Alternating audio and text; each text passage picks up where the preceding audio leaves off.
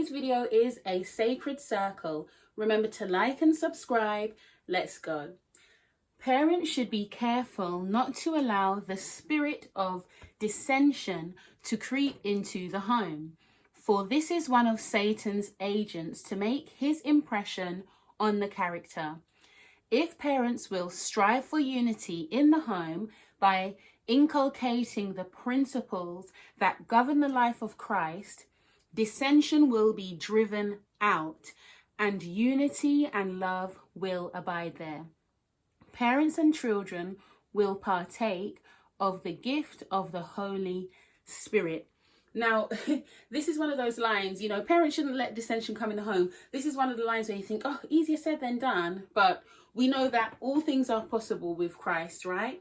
And it's something that we really, really, really have to pray about. And it's interesting because even the night before recording this video, my husband and I had a little disagreement, and then I'm grateful because we were able to talk it out and be okay, because in general nowadays when we have a disagreement we can make up quicker, whereas before I would want to hold on to the malice and hold on to it, but I thank God because he has helped me just to learn to let things go. And the more you talk things out and you let things go, then you can be okay. For us, when we talk and we actually listen to each other, we have to remember we're not arguing at each other, we're not making jabs, because sometimes when you get in your emotions we make jabs, and then we have to remember, no, that's not the best way to communicate.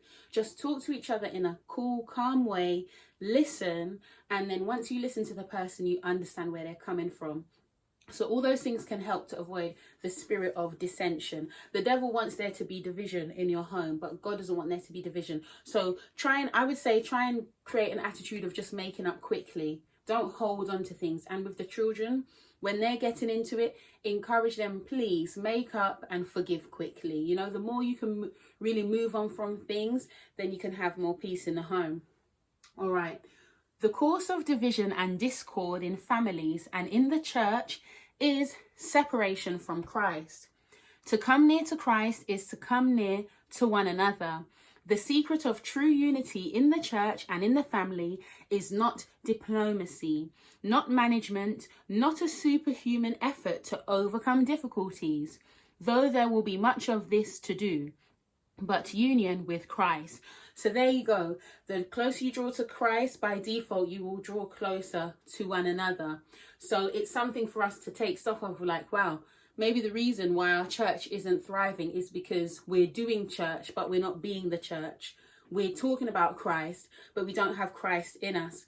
And something that I've come to see in my Christian experience, and especially in the last few years, if you want to have a richer church experience, you need to be praying together and communing with one another, spending time together and praying for one another, Bible studying with one another, checking in the week. If you just wait to have your meetings, on a Sabbath, then you're not really fostering a spirit of unity and being there for one another. But if you're praying with one another in the week, you're actually socializing, getting to know people and forming bonds, liking people, then you have a richer experience on Sabbath in church. It will be a richer church because church is not just a one-day thing.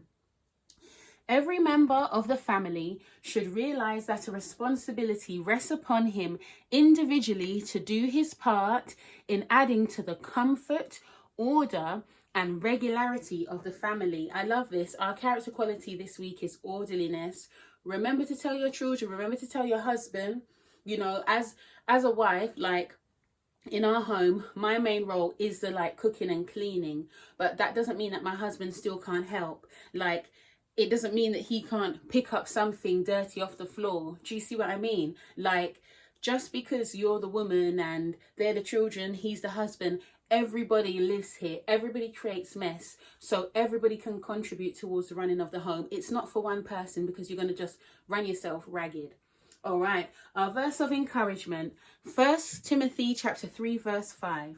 For if a man know not how to rule his own house, how shall he take care of the church of God? All right then. Bye, ladies.